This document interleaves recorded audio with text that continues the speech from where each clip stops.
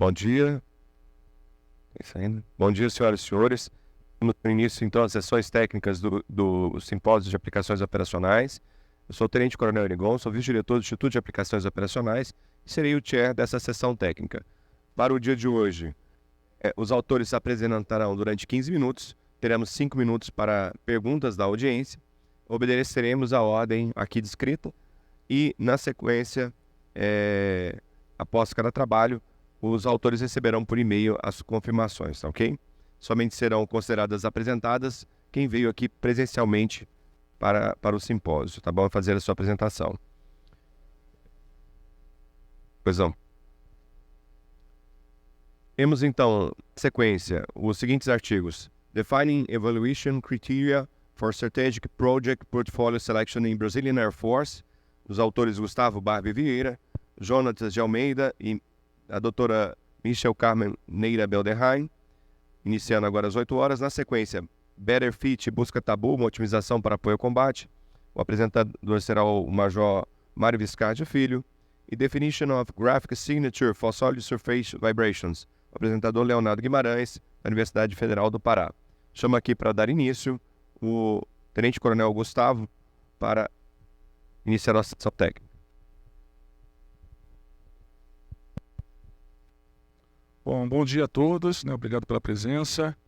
Como o coronel já apresentou, sou o Coronel Gustavo Vieira, sou aluno de doutorado PPGAL, e o nosso tema hoje vai ser definição de critérios de avaliação para a seleção de portfólios de projetos na Força Aérea Brasileira, tá? Os coautores, como ele já falou, são meus co-orientadores, o professor Jonatas da Universidade de Pernambuco e a professora Carmen aqui do ITA.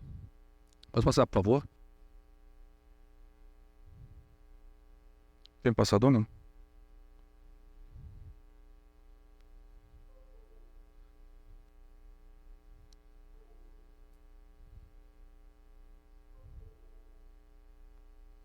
Obrigado.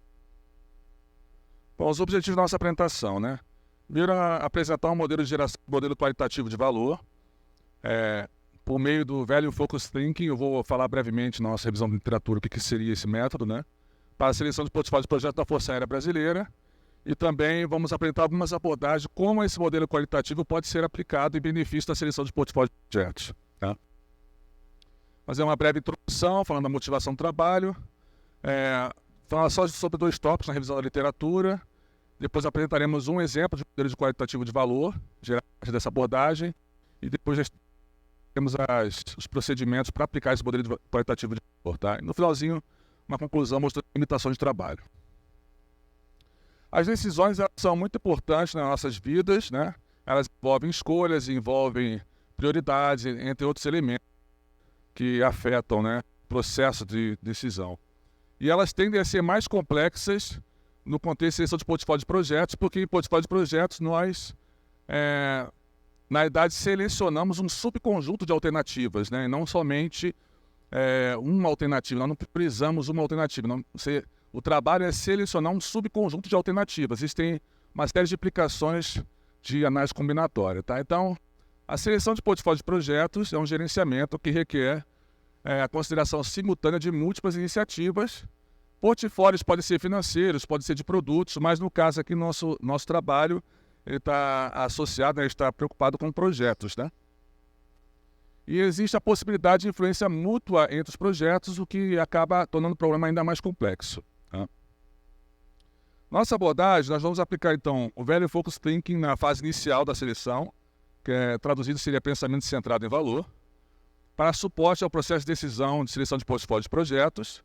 Vamos mostrar como ele pode suportar e vamos mostrar um exemplo, né, bem simples aqui no nosso trabalho sobre como aplicar ele na FAB. A seleção de portfólio de projetos, ela parte da identificação de algumas alternativas, no nosso caso são projetos, né? E é necessário escolher um subconjunto, observando os objetivos estratégicos, né, da organização, com base no planejamento estratégico que foi definido pela alta direção e por todos os níveis, né, de decisão da organização, e sujeito a diversas restrições de tempo, de recursos, conhecimento, dentre outras. Tá? Então, observando os objetivos, tendo atenção às restrições, nós executamos um processo para selecionar quais projetos seriam mais interessantes para a organização, dadas essas informações, tá? O Value Focused Thinking é uma abordagem que se baseia na seguinte premissa, né? Alcançar objetivos é a única coisa que interessa, né, numa decisão, né? Então, nós sempre estamos buscando nossos objetivos. Muitas vezes as pessoas tendem a observar diretamente alternativas, elencam as alternativas e, posteriormente, selecionam uma delas, observando apenas ali as características daquelas alternativas. Mas o VFT preconiza, né, ele defende que o pensamento deve ser primeiro voltado para os valores, quais os objetivos eu quero atingir naquela decisão, para só depois de estruturar esses valores, as alternativas eles vão ser aplicáveis, tá? Decisores normalmente pensam, compreendem bem seus objetivos, eles estão sempre sujeitos a pressões para atingir resultados tangíveis e normalmente faltam abordagens estruturadas para promover pensamento profundo sobre objetivos. Em geral, as pessoas intuitivamente observam as alternativas, tentam comparar as alternativas com base nas características que emergem naturalmente e posteriormente fazem a seleção, tá? O que é exatamente o contrário do que o VFT preconiza. Só uma pequena observação, o VFT ele tem um conceito bem simples até, né? É até intuitivo, nós devemos pensar nos valores. Mas quando a gente começa a aplicar o VFT, você percebe que as pessoas naturalmente têm muita dificuldade de pensar seus valores. Tanto que o método ele tem um conjunto de 10 ferramentas para perguntar, extrair valores das pessoas e, em geral, se observa que depois de comparar com outras pessoas que estão participando da mesma dinâmica, você observa que 60% a 70% dos valores são observados, são levantados com muito esforço, né? É muito difícil levantar de fato todos os valores que são importantes na decisão. Tem muita coisa tácita, muita coisa implícita que acaba não aparecendo e requer do facilitador um esforço adicional para que esses objetivos emerjam, tá? Então, como é que funciona o VFT? Tem uma etapa inicial de identificação de objetivos. Os objetivos podem ser de 3 tipos: estratégicos, ligados aos interesses de mais alto nível da organização. Eles podem ser fundamentais. Os fundamentais são a base da decisão, tá? Os estratégicos guiam a decisão, mas os fundamentais são os mais importantes no processo decisório específico, tá? E os meios que são importantes pelas suas implicações para outros objetivos. Então, o VFT ele tenta identificar esses 3 tipos de objetivos. Esses objetivos são identificados por meio de um processo de estruturação de objetivos, em que se aplica uma técnica até bem simples, né? Por que isso é importante? Pergunta-se para cada objetivo isso é importante, e por meio dessa pergunta se descobrem relações causais e relações de decomposição, e a rede de objetivos meio-fim ela é estruturada. A partir da rede de objetivos meios-fins, é possível identificar os objetivos fundamentais, e os objetivos fundamentais, então, eles entram na hierarquia de objetivos fundamentais e são decompostos até o nível que é necessário para que nós possamos tomar decisão, para que nós possamos identificar as características que são interessantes daquela decisão e que são importantes no contexto que estamos considerando, tá? Uma vez identificadas essas características, que são os atributos, a partir dessa hierarquia, esses atributos são usados, então, para pontuar as alternativas, montar a matriz de consequência, e a partir dessa matriz de consequência é possível comparar alternativas, né? Quando é um processo de escolha normal, mas se ou prioriza ou faz a escolha ou classificação, no caso do portfólio, nosso interesse é escolher subconjuntos, né? Então, a partir dessa caracterização, são identificados os subconjuntos que dão o melhor resultado para aqueles atributos que nós identificamos, tá? Uma vez feita esta análise, né, das alternativas, existe uma etapa final, que é uma etapa muito importante do método, que é identificar a oportunidade de decisão.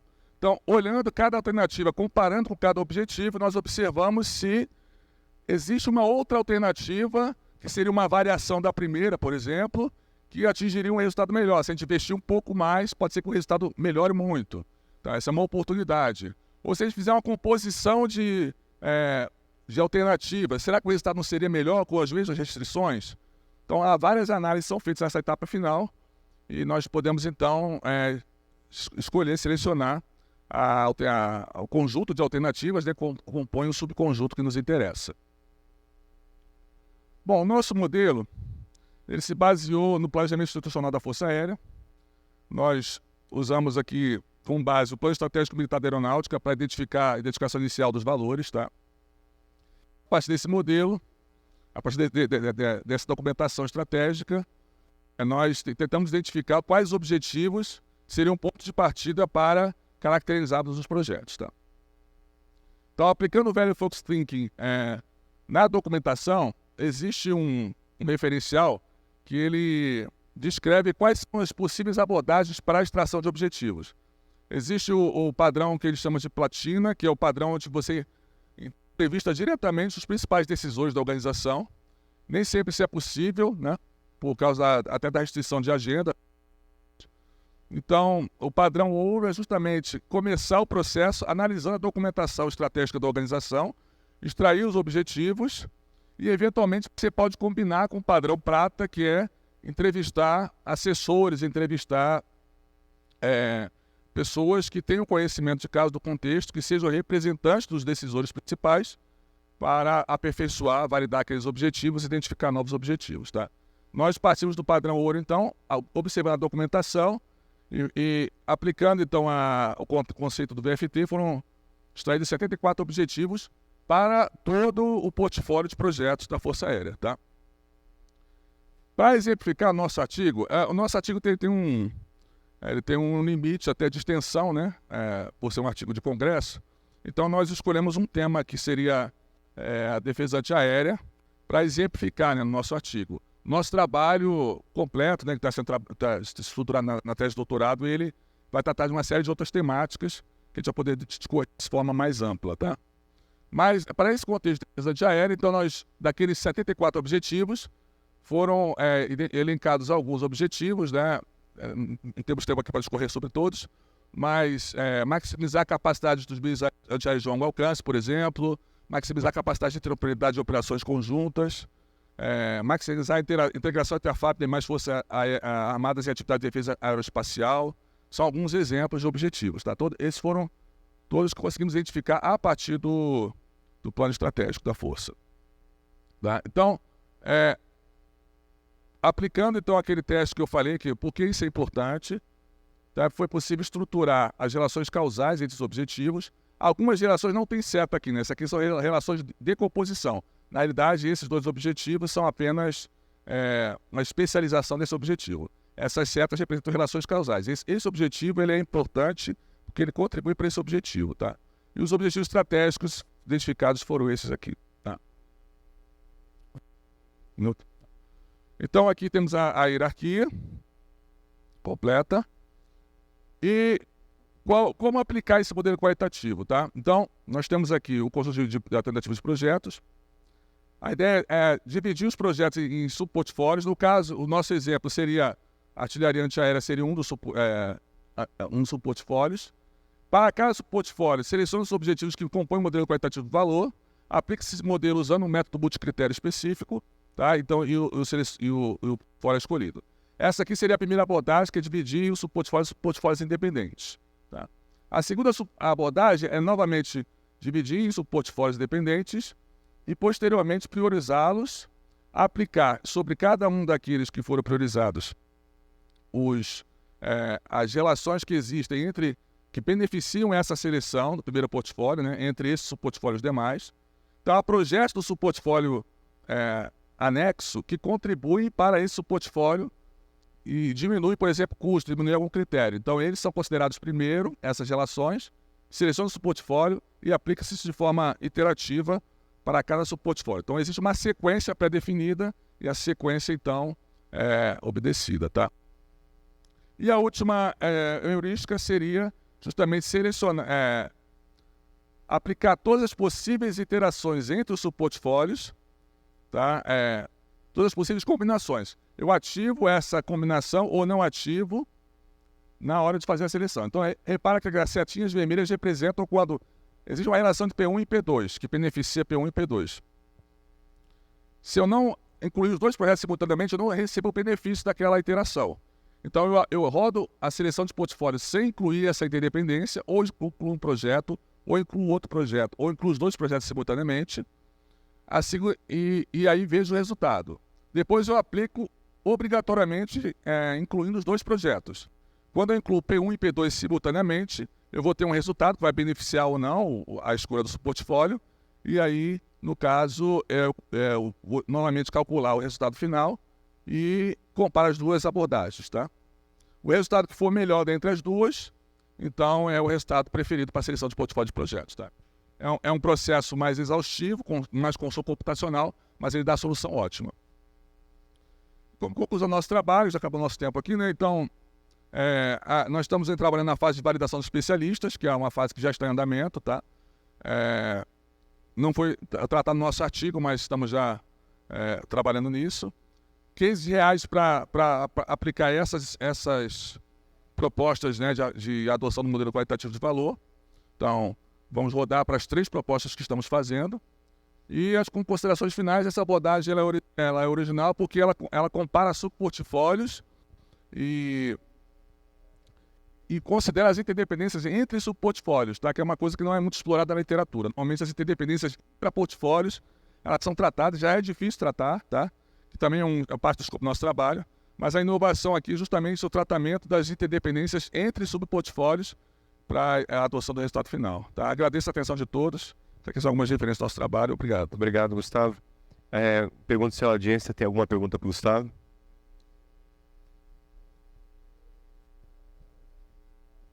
Com licença, capitão Luiz Fernando. Até fazendo um link com a palestra que a gente teve ontem, considerando toda a etapa inicial da extração e estruturação de objetivos, até o portfólio de decisão durante todo o processo.